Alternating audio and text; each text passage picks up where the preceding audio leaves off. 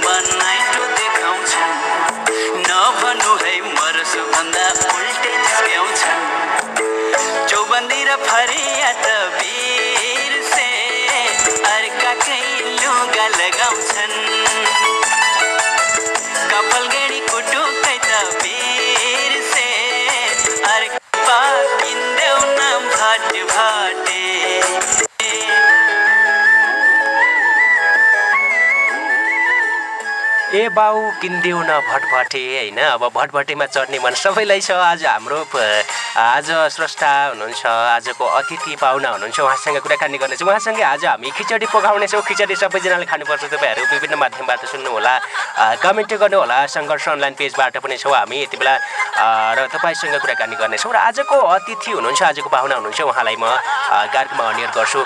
जो कि पछिल्लो समय राष्ट्र सेवामा खटिराख्नु भएको छ। उहाँहरूले हामीले समय किन नदिने त भन्ने उद्देश्यले पनि हो। र उहाँमा एउटा विशुद्धै खालेको प्रतिभा छ, जो आफूभित्र रहेर अब समाज सेवासँगै उहाँले यो साहित्य क्षेत्रमा एकदम धेरै दखल राख्नुहुन्छ। यसै गरी उहाँ यो साहित्यिक साङ्गीतिक हरेक क्षेत्र, यो कमेडियन क्षेत्र, हरेक क्षेत्रलाई उहाँले अब एकमुष्ट रूपमा अगाडि बढाइराख्नु भएको छ। आज यस्तो प्रतिभा हुनुहुन्छ। योभन्दा विगत केही समय अगाडि पनि उहाँसँग हामी कुराकानी गरेका थियौँ। आज फेरि पनि उहाँसँग हामी कुराकानी गर्दैछौँ। सन्तोष हरदम मगर हुनुहुन्छ। यहाँलाई कार्यक्रममा हार्दिक स्वागत छ। धन्यवाद सर। सन्चै आरामै हुनुहुन्छ? एकदम बाँचिएकै छ भन्नुपर्छ क्यारे। अनि बाँच्नु ठुलो कुरा हो। अनि त पछिल्लो समय कतातिर के गर्दै हुनुहुन्छ? म पछिल्लो समयमा चाहिँ राष्ट्र सेवकको रूपमा चिनिँदै आएको छु। पोखरातिर छु भन्नुपर्छ क्यारे। पोखरातिर हुनुहुन्छ हाल तपाईँ। आज चाहिँ लिबाङतिर संजोगले तपाईँ हाम्रो भेटघाट भएको छ गरी है? एकदमै।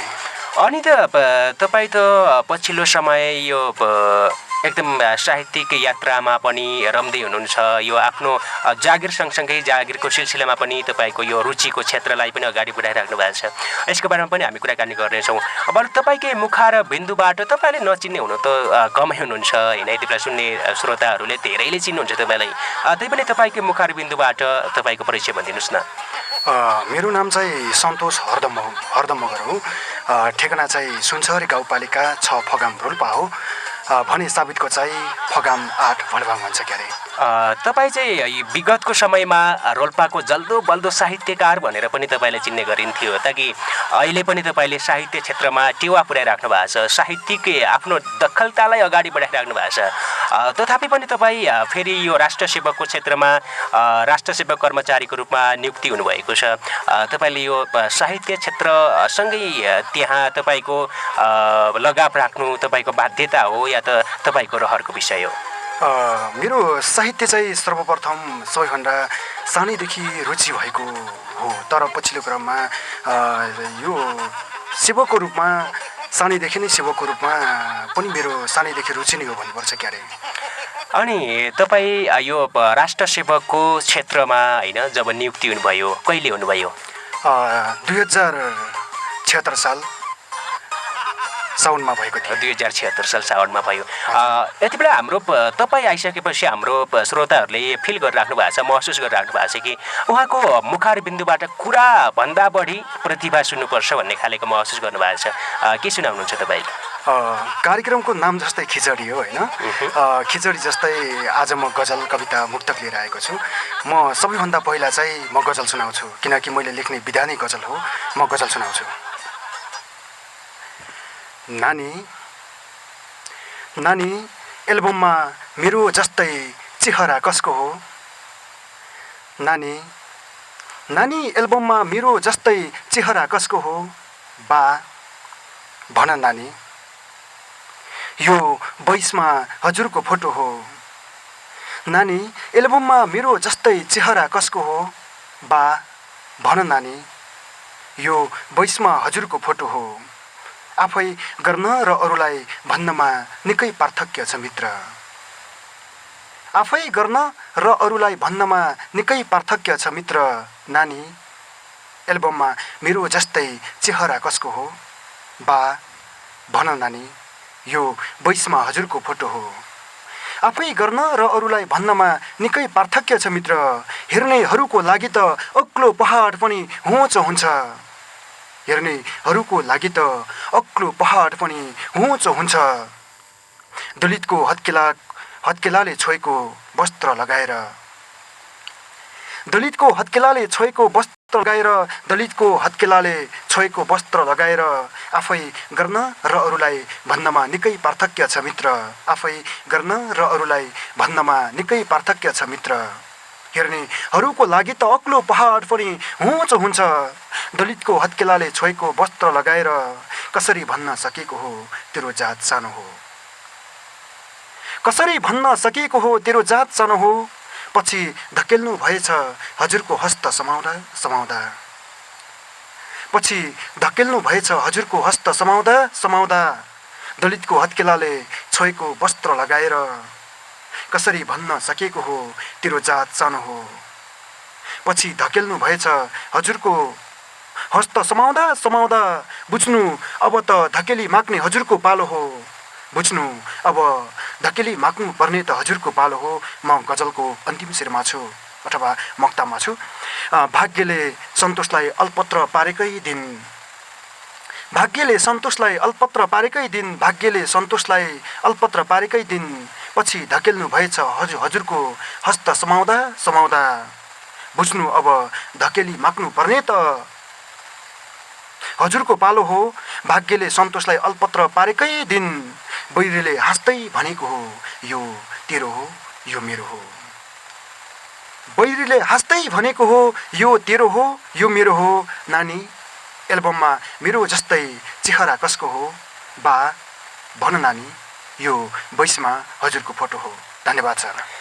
साह्रै मन छुने साह्रै मार्मिक गजल सुनाउनु भएको छ एकदम मन छुने खालेको गजल ताकि तपाईँ पछिल्लो समय होइन आफ्नो जागिरसँगै यो आफ्नो पेसालाई आफ्नो जो रुचिको क्षेत्रलाई पनि अगाडि बढाइराख्नु भएको छ ताकि सानैदेखिको कुरा गरौँ ताकि हामी अहिले जागिरे कुरा छोडेर तपाईँको बाल्यकालबाट सुरु गरौँ ताकि तपाईँ बाल्यकालबाटै यो साहित्य सिर्जना गर्नुहुन्थ्यो या त तपाईँ पछि आएर कसैको प्रेरणाले यो साहित्य क्षेत्रतिर लाग्नुभयो हजुर मैले लेख्न चाहिँ कक्षा 6 देखि सुरु गरेको हो ऊ बेला कविता भनेर शीर्षक दिन्थे तर पनि अहिलेको रूपले हेर्ने क्रममा चाहिँ सायरी जस्तो ऊ बेला कविता भनेर शीर्षक दिइन्थ्यो र लेखिन्थ्यो गीत जस्ता लाइन मिलेका सायरीहरू भनिन्थ्यो भनौँ न सायरी लेखिन्थ्यो र मैले कक्षा 8 देखि गजल लेख्न सुरुवात गरेको हो सामान्यतया र मैले जुन अहिले लेख्छु गद्य कविता त्यो चाहिँ कक्षा 10 देखि सुरुवात गरेको हो र मैले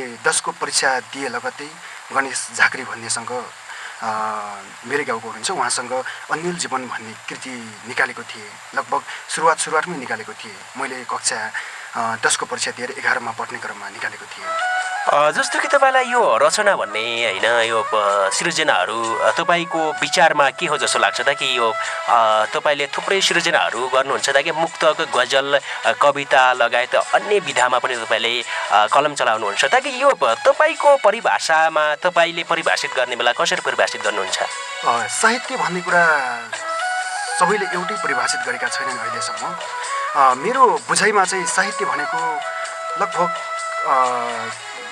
गुनासो पोख्ने माध्यम लगभग आफूसँग जब दुःख पर्छ र दुःख परिरहेको बेला मात्र पनि होइन आफूसँग हर्षले छाइरहेको बेला लगभग त्यति बेला लेख्ने गरिन्छ सुख दुःखका अनुभूतिहरू बटुलेर लेख्ने गरिन्छ भनौँ न पक्कै पनि पछिल्लो समय होइन तपाईँले ताकि आफ्नो जागिरे जीवन सँगसँगै यो आफ्नो रुचिको क्षेत्रलाई अगाडि बढाइराख्ने बेला ताकि कहिलेकाहीँ टाइम नपुग्न सक्छ समय नहुन सक्छ भन्ने हो ताकि तपाईँ एउटा प्रहरी जवान हुनुहुन्छ होइन ड्युटीमा खटिनुपर्छ यो बेला समयलाई कसरी मेन्टेन गरिराख्नु भएको छ यो आफ्नो सृजनाको क्षेत्रलाई कसरी अगाडि बढाइराख्नु भएको छ मैले खास गरी साहित्य त मध्यरातमा लेख्ने गर्छु जब एकान्तमा पहिला गाउँघरमा बाख्राहरू चराउने क्रममा त्यति बेला लेख्ने गर्थेँ पछिल्लो क्रममा चाहिँ म विद्यालय हुने क्रममा राति उठेर पनि लेख्ने गर्थेँ लगभग मध्यरातमा लेख्ने गर्थेँ र अहिले चाहिँ ड्युटीको क्रममा पनि मैले लेख्ने नै गर्छु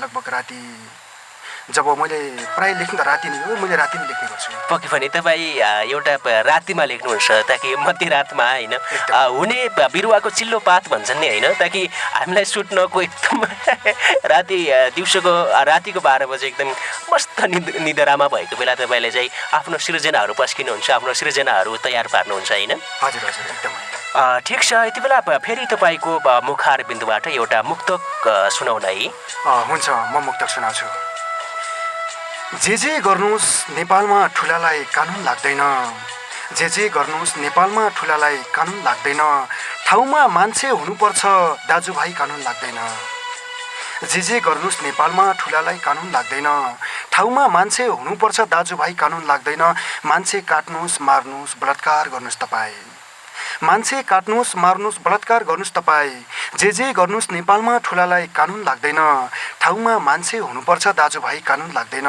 मान्छे काट्नुहोस् मार्नुहोस् बलात्कार गर्नुहोस् तपाईँ बस ठाउँमा मान्छे होस् मेरो बुझाइ कानुन लाग्दैन बस ठाउँमा मान्छे होस् मेरो बुझाइ कानुन लाग्दैन अहिले चाहिँ यो देशमा चल्दै आएको छ क्या होइन एकदम समय सान्दर्भिक साह्रै मन छुने मुक्तक तपाईँको यो पछिल्लो समयको यो साह्रै राम्रो छ तपाईँको यो लेखन क्षेत्र यो नेपाली आकाशमा यो साहित्यिक आकाशमा सर्वप्रिय भनौँ यो कार्यक्रमले तपाईँलाई हामी शुभेच्छा पनि बोल्छ र तपाईँको हामीले कुरा गरिराख्दाखेरि तपाईँले यो मुक्तकले भन्नुभयो ताकि तपाईँ आफै देशको रक्षार्थ खटिराख्नु भएको छ ताकि तपाईँले कानुन लाग्दैन भन्ने खालको कुरा गर्नुभयो यद्यपि यो आफ्नो दाजुभाइ राम्रो ठाउँमा छ भने तपाईँ एउटा सुरक्षाकर्मीको हिसाबले पनि तपाईँले त्यहाँहरूलाई त्यस्तो खालेको कसुर आयो भने कस्तो खालेको भूमिकामा तपाईँ उत्रिनुहुन्छ ताकि तपाईँको सिर्जना अनुसार तपाईँले गतिविधिहरू गर्नु यो चाहिँ यस्तो यो साहित्य हो होइन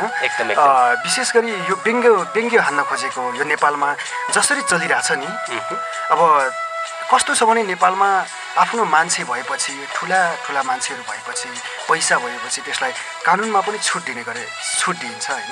तर त्यस्तो नहोस् भनेर यसलाई चाहिँ व्यङ्ग्य रूपले चाहिँ मैले लेखिएको हो। लगभग कामसम्म परोस् भन्नको लागि चाहिँ यो लेखिएको हो। यो चाहिँ व्यङ्ग्यात्मक नै भनौँ क्या। पक्कै पनि तपाईँको यो मुक्तकले समाजमा सकारात्मक एउटा चेतना फैलाउनेछ ताकि समाजमा हुँदै गरेका यी घटनाहरूलाई चाहिँ अलिक कम गर्नको लागि एकदम भूमिका खेल्नेछ। हामी शुभेच्छा पनि बोल्छौँ। ताकि हामी विषयवस्तु चेन्ज गरौँ। तपाईँ एउटा देशको खम्बा पनि हो, यसमा तपाईँ एउटा युवा पनि हो फेरि भन्ने हो भने, अर्को हिसाबले भन्ने हो भने। ताकि तपाईँको गुनासो के पनि आएको छ भनेपछि पछिल्लो समय दर्शक श्रोताहरूले के भनिराख्नु भएको छ, हाम्रो हरदम के हो ब्रह्मचार्य नै बस्ने हो कि के हो भन्ने खालको कुरा पनि आइरहेको छ नि। हजुर हजुर, अब के छ समय परिस्थिति अनुसार चल्नु पर्ला। त्यही त वैशाख पनि नजिक आउँदैछ, के छ सोच? त्यस्तो हालको लागि छैन सर। अब पछिल्लो क्रममा होला त्यो समय अनुसार चल्नु पर्ला, तर हालैको लागि त्यस्तो सोचमा म अहिले छैन। त्यस्तो छैन अहिले? हजुर एकदम। दिलले खाएको मान्छे त हुनुहुन्छ होला कसै? त्यस्तो पनि छैन भनौँ। यति बेला थुप्रै श्रोताहरूले सुन्दै हुनुहुन्छ, त्यहाँहरूलाई चाहिँ साँच्ची हुनुहुन्छ, तपाईँले नठग्नु होला फेरि। हजुर हजुर, पक्कै पनि पछिल्लो समय होइन थुप्रैले चिन्ता गर्ने कुरा भयो त कि तपाईँ एउटा देशको सुरक्षाको लागि खट्ने मान्छे र फेरि तपाईँले आफ्नो सृजना मार्फत समाजलाई दोहोऱ्याउने मान्छे र समाजलाई पस्किने मान्छे पनि हो। त्यसैले पनि तपाईँको बारेमा सोच्नु स्वाभाविक कुरा होइन र? हजुर हजुर एकदमै, त्यो सोच्नु पनि पर्छ, सोच्नु पनि दिनुपर्छ। ठिक छ। अनि यति बेला फेरि हामी तपाईँको अर्को रचना के छ सुनाउ न। हुन्छ, म कविता सुनाउँछु। गद्य कविता छ। कविताको शीर्षक रहेको छ प्रेम र सपना। कविताको शीर्षक फेरि पूर्ण एकपटक, प्रेम र सपना। म कविता वाचन गर्छु। तिम्रै निम्ति स्वागत कुडिरहेको आँगन र फुल, अचेल मौनताको खोल ओढिरहेछ। सम्बन्धले प्रेम विरुद्धको गीत गाइरहँदा तिम्रो मस्तिष्कले बजाइरहेछ शान्तिको ढोल। मोबाइलको डिस्प्लेबाट तिम्रो तस्बिर हटाए, ढलमा फोहोर फाले चाहिँ फालिदिए ग्यालरीबाट तिम्रो तस्बिर। थिचिदिए डिलिट नि र तिम्रो नम्बर, तर स्वर्णिम भएन तिमीले दाग लगाएर हिँडेको मुटु। फौजीले पृथक पृथक जमिन इसारा दिए झै, फौजीले पृथक पृथक जमिन इसारा दिए झै दियो समयले खतरनाक अनुरागी इसारा। जहाँ भुइँचालो आयो जिन्दगीमा र तहस महस बनायो प्रेमको अग्लो गिरिह। मात्र उभाइदियो सम्झनाले नक्कली प्रमाण, मैले देखिरहेछु मधेसबाट हिमाल आरोहण गर्दै गरेको प्रेमको सपना। यसरी पृथक पृथक सपना देख्दै निकालिरहेछु अन्तरिक्षसम्मको यात्रा जिन्दगीको।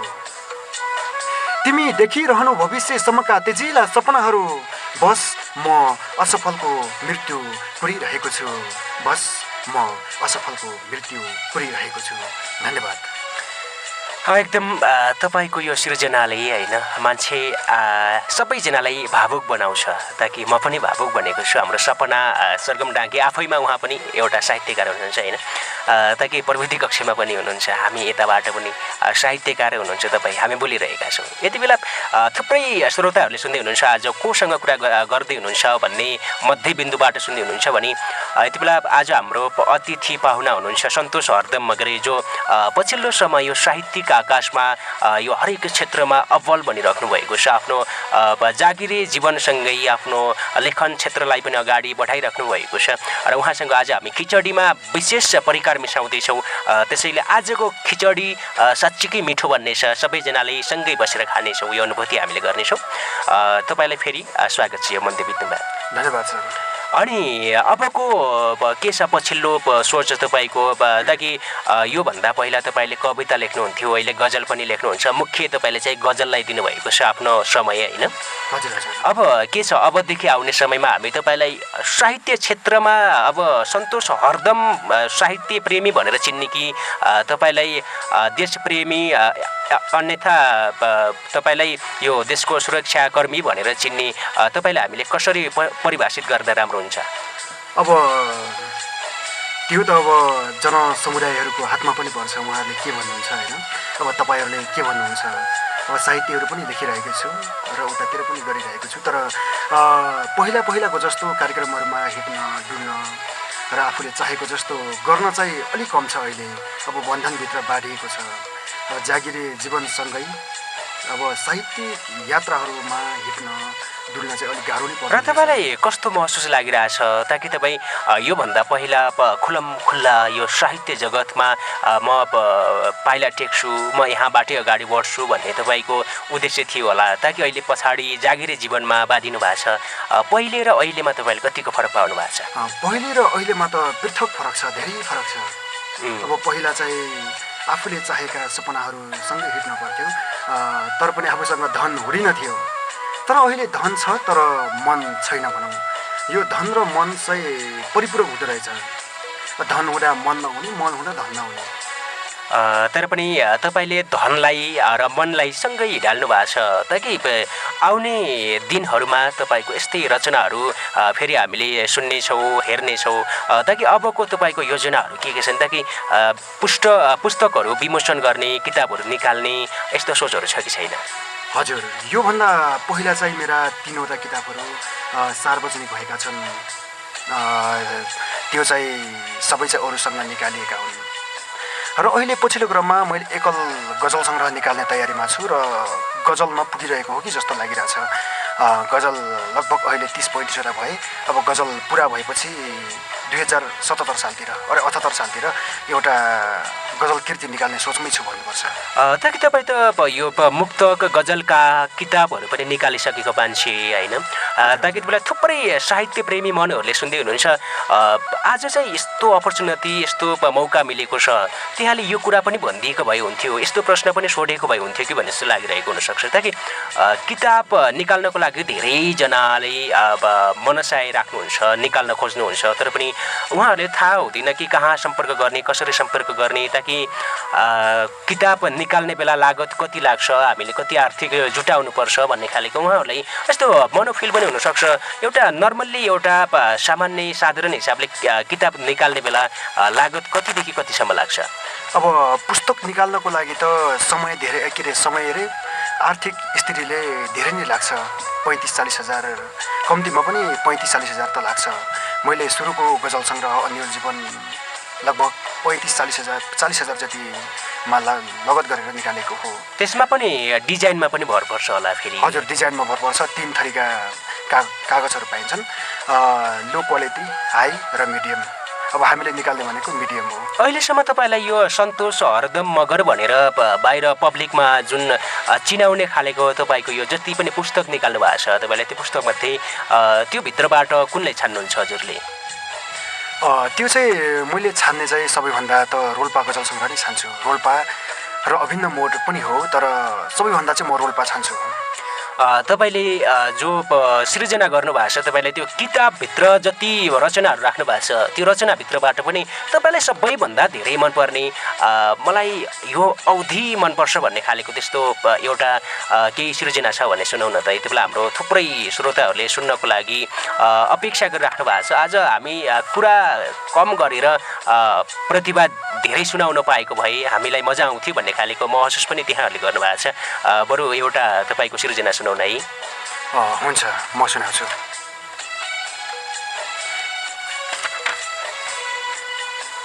घाटी नरेट्ने खुकुरीको धार बनाएको हुँ, घाटी नरेट्ने खुकुरीको धार बनाएको हुँ, अब म कसरी भनौँ संसार बनाएको हुँ। घाटी नरेट्ने खुकुरीको धार बनाएको हुँ, अब म कसरी भनौँ संसार बनाएको हुँ। आमा सोझो औँलाले घिउ कहिल्यै नआएपछि, आमा सोझो औँलाले घिउ कहिल्यै नआएपछि, आमा सोझो औँलाले घिउ नआएपछि, अब म कहिल्यै सोझो नबन्ने विचार बनाएको हुँ, अब म कहिल्यै सोझो नबन्ने विचार बनाएको हुँ। घाटी नरेट्ने खुकुरीको धार बनाएको हुँ, अब म कसरी भनौँ संसार बनाएको हुँ। बाहुन पुग्ने इनारमा दलित प्रतिबन्ध छ, बाहुन पुग्ने इनारमा दलित प्रतिबन्ध छ, बाहुन पुग्ने इनारमा दलित प्रतिबन्ध छ। छोटे सार्की भन्छ त्यो इनार बनाएको हुँ, छोटे सार्की भन्छ त्यो इनार बनाएको हुँ। आमा सोझो औँलाले घिउ नआएपछि, अब म कहिल्यै सोझो नबन्ने विचार बनाएको हुँ। म सत्यनिष्ठ बन्नाले सबैको दुश्मन बनेको हुँ म सत्यनिष्ठ बन्नाले सबैको दुश्मन बने म सत्यनिष्ठ बन्नाले सबैको दुश्मन बने र त अहिले चोरको बजार बनाएको हुँ बाहुन पुग्ने इनारमा दलित प्रतिबन्ध छ छोटे सार्की भन्छ त्यो इनार बनाएको हुँ मेरो देशमा बेरोजगारले रुवाइरहेको छ गजलको अन्तिम शेरमा छु मेरो देशमा बेरोजगारले रुवाइरहेको छ म सत्यनिष्ठ बन्नाले सबैको दुश्मन बने र त अहिले चोरको बजार बनाएको हुँ मेरो देशमा बेरोजगारले रुवाइरहेको छ अगुवा भन्नुहुन्छ देशमा रोजगार बनाएको हुँ अगुवा भन्नुहुन्छ देशमा रोजगार बनाएको हुँ घाँटी नरेट्ने खुकुरीको धार बनाएको हुँ अब म कसरी भनौँ संसार बनाएको हुँ धन्यवाद साह्रै राम्रो होइन एकदम मन छुने तपाईँको यस्ता राम्रा शब्दहरू छ यस्तो एकदम तिखो तरिकाले होइन मनलाई चसक्क पार्ने खालेको तपाईँको सृजनाहरू छ तपाईँको यो सृजनाको लागि त हामीले कसरी बयान गरौँ र एकदम राम्रो छ अझै प्रयास गर्नुहोस् तपाईँ भोलिको यो साहित्य क्षेत्रमा होइन अझै सफल रूपमा देख्न पाऊ यो अपेक्षा पनि गर्छौँ र तपाईँको आउने सङ्ग्रहमा होइन आउने गजल सङ्ग्रहमा पनि तपाईँको सफलता उच्च बिन्दुमा पुगोस् हामी यो अपेक्षा पनि गर्छौँ अनि त हामी करिब उत्तरार्धतिर पनि प्रवेश गर्न खोजिरहेका छौँ यो अवस्थामा ताकि तपाईँसँग आज हामी भलाकुसारी गरिरहेका छौँ थुप्रै श्रोताहरूले सुन्दै हुनुहुन्छ यति बेला तपाईँको आवाज हाम्रो आवाजलाई सुन्दै हुनुहुन्छ ताकि तपाईँ जस्तो घर परिवारबाट हुन्छ नि तपाईँलाई पहिला साहित्य क्षेत्रमा रुचि तपाईँले जो देखाउनु भयो त्यहाँ घर परिवारबाट कतिको सपोर्ट थियो घर परिवारबाट राम्रो सपोर्ट नै भयो सपोर्ट नभइरहेको भए म यहाँसम्म आउने पनि थिएन घर परिवारबाट साथीहरूबाट आफन्तजन इष्टमित्रबाट पनि राम्रो सपोर्ट नै भयो भन्नुपर्छ क्या अनि तपाईँ त यो पछिल्लो समय गीतहरू पनि गाउनुहुन्छ हामीले कुनै मिडियाहरूमा देखेका थियौँ होइन तपाईँको आवाज पनि राम्रो छ तपाईँको आवाज आज हामीले सुन्न पाउँछौँ कि नै गीत त खासै गाउँदैन अब नगाउ क्या गीत आज एकदम हामी साहित्य सम्बन्धी नै कुराकानी गर्छौँ तपाईँसँग ठिक छ तपाईँको विधामा गीत नपरे पनि तपाईँको आवाज साँच्चीकै राम्रो छ हामीले सुनेका थियौँ योभन्दा पहिला केही मिडियाहरूबाट सुनेका थियौँ र त अब हामी करिब उत्तरार्धतिर छौँ अब तपाईँको यो आउने गजल सङ्ग्रह जो छ नि त्यो भित्रबाट कुनै तपाईँले कण्ठ गरेको केही सृजना छ भने सुनाउन हवस् म सुनाउँछु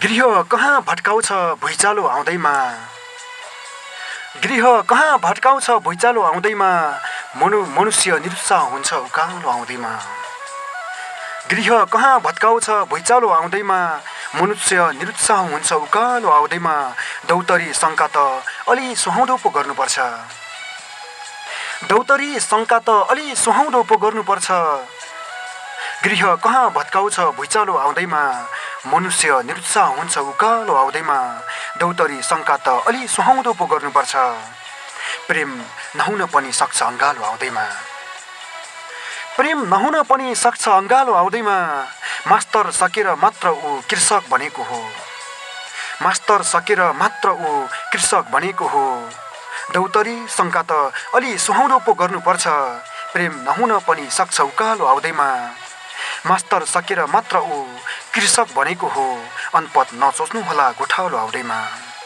अनपद नसोच्नु होला गोठालो आउँदैमा जुनले चेहरा फेर्छ मिकले आदित्य छेक्छ जुनले चेहरा फेर्छ मिकले आदित्य छेक्छ मास्टर सकेर मात्र ऊ कृषक बनेको हो अनपद नसोच्नु होला गोठालो आउँदैमा जुनले चेहरा फेर्छ मिकले आदित्य छेक्छ हर्ष हुनु हुँदैन एकैछिन उज्यालो आउँदैमा हर्ष हुनु पर्दैन एकैछिन उज्यालो आउँदैमा मौसम जस्तै फेरिरहन्छ जिन्दगी पनि अन्तिम शेर मौसम जस्तै फेरिरहन्छ जिन्दगी पनि तिलक सर मौसम जस्तै फेरिरहन्छ जिन्दगी पनि जुनले चेहरा फेर्छ मेघले आदित्य छेक्छ हर्ष हुनु पर्दैन एकैछिन उज्यालो आउँदैमा मौसम जस्तै फेरिरहन्छ जिन्दगी पनि घरिघरि चोट नदी हुन्थ्यो पालो आउँदैमा घरिघरि चोट नदी हुन्थ्यो पालो आउँदैमा गृह कहाँ भत्काउँछ भुइँचालो आउँदैमा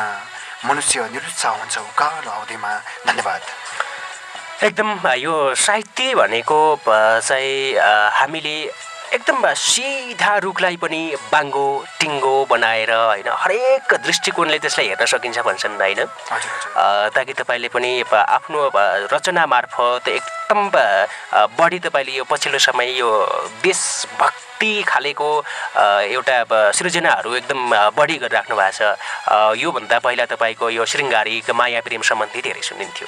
आज किन पछिल्लो समय तपाईँको यो तपाईँ जागिरी जीवनमा बाँधिएर आफ्नो प्रत्यक्ष जीवनसँग त्यस्तै खालेको म्याच गरेर तपाईँले यस्तो खालेको सृजना गरिराख्नु भएको छ, या त तपाईँको के छ? अब यो देशको स्थिति हेरेर यो देश कसरी ढल्किरहेछ र देशमा के भइरहेको छ यसरी नै लेख्ने गरिरहेको छु। मैले शृङ्गारिक गजलहरू पनि लेखिरहेको छु, शृङ्गारिक कविता गजलहरू पनि लेखिरहेको छु, तर अचेल यी गजल कविताहरू शृङ्गारिक अत्यन्तै कम लेखिरहेको छु। र तपाईँ यो साहित्य क्षेत्रसँगै आफ्नो दैनिक कर्तव्यहरूलाई पनि पुरा गर्दै हुनुहुन्छ ताकि आफ्नो ड्युटीहरूसँगै आफ्नो साहित्य सृजनालाई पनि अगाडि बढाइराख्नु भएको छ। र तपाईँ कतिको सन्तुष्टि हुनुहुन्छ आफ्नो जीवन ताकि यो साहित्य क्षेत्र र आफ्नो पारिवारिक पद्धतिहरू तपाईँको जे छ नि कतिको सन्तुष्टि हुनुहुन्छ हजुर? सन्तुष्टि नै छु भन्नुपर्छ। सन्तुष्टि हुनुहुन्छ। अनि घरको पारिवारिक अवस्थाहरू कस्तो छ? पारिवारिक अवस्था भन्ने क्रममा चाहिँ मिडियम खालकै छ। मिडियम खालकै छ हुन एकदम तपाईँ हामी पहाडी ठाउँको मान्छे होइन, मिडियम भन्दा माथि त्यति धेरै नहोला पनि, करिब हामी अन्त्यतिर पनि छ। हामी अलिकति तपाईँको बाल्यकालतिर पुगौँ ताकि तपाईँ बाल्यकालमा तपाईँको स्वभाव कस्तो थियो? बाल्यकालमा चाहिँ मेरो चञ्चल स्वभावको थियो अरे। चञ्चल स्वभावको हुनुहुन्थ्यो? हजुर हजुर, मैले थाहा भएदेखि नै म चञ्चल स्वभावकै छु, लगभग उटपट्याङ गर्ने, गजल कविताहरू लेख्ने, गीत गाउने चञ्चल स्वभावकै थिएँ। बारी बेहोरा पनि ठिकै थियो भन्नुपर्छ। तपाईँलाई यो अहिलेसम्म होइन जति पनि छ नि खानाहरू कुन खाना मनपर्छ? मलाई त सिम्पल खालकै मनपर्छ। सिम्पल खालकै? हजुर हजुर। अनि तपाईँलाई मनपर्ने साहित्यकारको नाम सोधे भने तपाईँले कसको नाम लिनुहुन्छ अगाडि? मलाई त सबैभन्दा मनपर्ने साहित्यकार लक्ष्मीप्रसाद देवकोटा नै हो। लक्ष्मीप्रसाद देवकोटा तपाईँलाई मनपर्छ।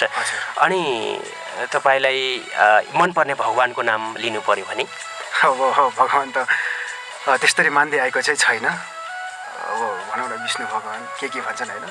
पक्कै पनि। अनि एकदम अनि अहिलेसम्म तपाईँलाई मनैबाट एकदम धेरै रुचाएको मान्छे कसैको नाम लिनुहोस् न। अब मलाई मनपर्ने त सबै मान्छेहरू हो, त्यसरी नलिम फेरि पक्षबाट भएको जस्तो होला। सबैलाई नै मनपर्छ भनौँ न।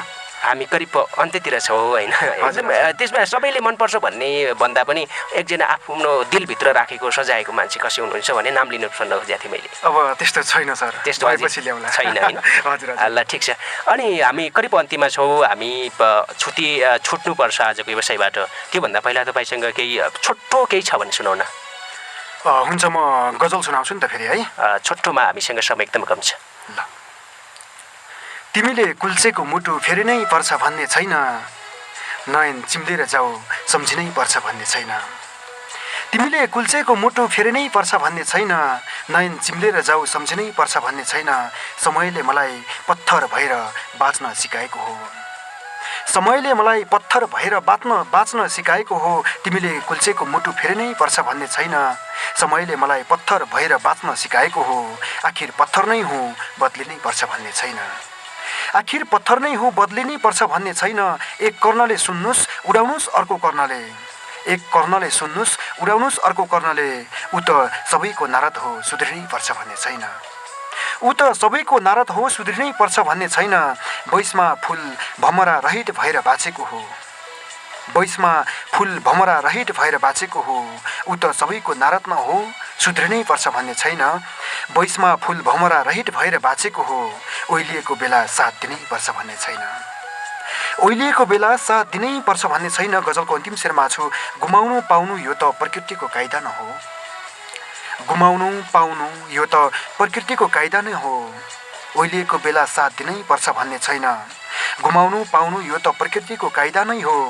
याद मेटाएर जाऊ फर्किनै पर्छ भन्ने छैन, याद मेटाएर जाऊ फर्किनै पर्छ भन्ने छैन। तिमीले कुल्चेको मुटु फेर्नै पर्छ भन्ने छैन, नयन चिम्लेर जाऊ सम्झिनै पर्छ भन्ने छैन। धन्यवाद। एकदम हामी अन्तिम रचना सुनिसकेका छौँ आजको बसाइबाट। छोटो समयमा तपाईँसँग मैले सबै प्रश्नहरू सोधेर भ्याएन, ताकि थुप्रै तपाईँले पनि मैले यस्तो कुराहरू भन्छु र मलाई यस्ता कुराहरू बढी सोधेको भए हुन्थ्यो भन्ने तपाईँले केही लागेको छ भने छोटोमा भन्नुहोस् न। त्यस्तो छैन सर, लगभग तपाईँले भनिसक्नुभयो, संक्षिप्तमा भनिसक्नुभयो। मैले पनि लगभग भनिसके जस्तो लाग्छ, केही अपुग होला त्यो। फेरि आउने दिनहरूमा हामी तपाईँसँग यस्तै समय र संजोग मिल्यो भने फेरि कुराकानी गर्नेछौँ। एकदम आजको विषयबाट हामी जान्छौँ। श्रोताले आजको कार्यक्रम कस्तो लाग्यो, जस्तो लाग्यो त्यस्तै सल्लाह सुझाव प्रतिक्रियाहरू दिनुहोला, जसको लागि ठेगानाहरू रहेको छ सामुदायिक radio Rolpa FM 93.8 megahertz, Rolpa नगरपालिका 2 पिपल चौतारा रोल्पाको ठेगानामा पत्र पठाउनु होला 086 440 101 र सन्तोष हरदम मगर फेसबुक आइडीमा पनि तपाईँले सुझाव दिनुहोला। यसै गरी सङ्घर्ष अनलाइन पेजबाट पनि तपाईँले सुझाव दिन सक्नुहुनेछ। र आजको बसाइमा मैले आजको अतिथि सन्तोष हरदम मगरलाई विशेष धन्यवाद दिँदै तपाईँलाई यहीँनिर बिदा गर्छु। धन्यवाद। हुन्छ। प्रविधि कक्षका सहकर्मी सारथी सपना सरगम डाँगीलाई पनि विशेष धन्यवादका शब्दहरू बोल्दै अब्लिङको साथ रह्यो दुर्गा घरतीलाई पनि स्पेसली धेरै धन्यवादका शब्दहरू बोल्दै आजकै सुन्दर बसाइबाट आउने दिनसम्मको लागि म पनि बिदा हुन्छु। रेडियो रोल्पा सुन्दै गर्नुहोला। नमस्कार।